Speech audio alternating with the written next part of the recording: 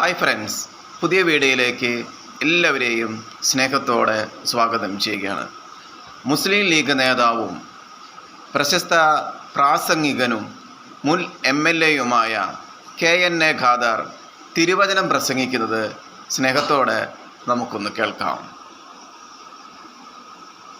മത്തായി 5-ാം അധ്യായത്തിന്റെ 44-ാമത്തെ വചനത്തിൽ ശത്രുക്കളെ സ്നേഹിപ്പിൻ, ഉപദ്രവിക്കുന്നവർക്ക് വേണ്ടി പ്രാർത്ഥിപ്പിൻ, എന്തെന്നാൽ സ്വർഗസ്ഥനായ നമ്മുടെ പിതാവ് നീതിമാന്മാരുടെ മേലും നീതി കെട്ടവരുടെ മേലും തന്റെ സൂര്യനെ ഉദിപ്പിക്കുകയും നല്ലവരുടെ മേലും ചീത്തവരുടെ മേലും തന്റെ മഴ വർഷിപ്പിക്കുകയും ചെയ്യുന്നുവല്ലോ. അതുകൊണ്ട് സ്വർഗസ്ഥനായ നമ്മുടെ പിതാവിനെ പോലെ നാമും സൽഗുണ സമ്പൂർണരായി തീരുവാൻ ശത്രുക്കളെ സ്നേഹിപ്പിൻ, ഉപദ്രവിക്കുന്നവർക്ക് വേണ്ടി പ്രാർത്ഥിപ്പിൻ. സൽഗുണ സമ്പൂർണനാണ് ദൈവം എന്നാണ് ബൈബിൾ പറയുന്നത്. പക്ഷെ ഇതൊക്കെ പറഞ്ഞാലും മനസ്സിലാകാത്തവരെ പറ്റി ജീസസ് ക്രൈസ്റ്റ് പറഞ്ഞിട്ടുണ്ട്. ജെറൂസലേമേ ജെറൂസലേമേ, നിന്റെ നേർക്ക് അയച്ചിരിക്കുന്നവരെ കല്ലെറിയുകയും പ്രവാചകന്മാരെ കൊല്ലുകയും ചെയ്യുന്നവളെ, നിനക്ക് ഹാ കഷ്ടം. കോഴി തന്റെ ചിറകിൻ കീഴിൽ കുഞ്ഞുങ്ങളെ ചേർക്കും പോലെ നിന്റെ മക്കളെ ചേർത്തുകൊള്ളുവാൻ എനിക്ക് എത്ര വട്ടം മനസ്സായിരുന്നു, പക്ഷേ നിനക്കോ മനസ്സായില്ല, നിന്റെ ആത്മാവ് ശൂന്യമായി തീരും.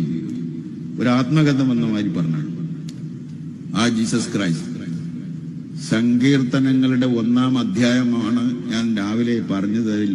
റഷീദ് 1-ാം വേദം എന്ന് പറഞ്ഞില്ലേ, അത് ദാവീദിന്റെ സങ്കീർത്തനങ്ങളിലെ 1-ാം അധ്യായമാണ്.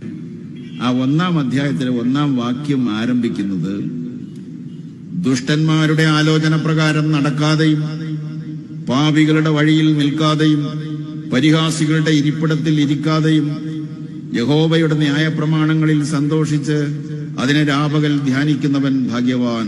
എന്തെന്നാൽ അവൻ ആറ്റരികത്ത് നട്ടിട്ടുള്ളതും തക്ക സമയത്ത് ഫലം കായ്ക്കുന്നതും ഇല വാടാത്തതുമായ വൃക്ഷത്തിന് സമാനമാകുന്നു. അങ്ങനെ ആവണ്ടേ?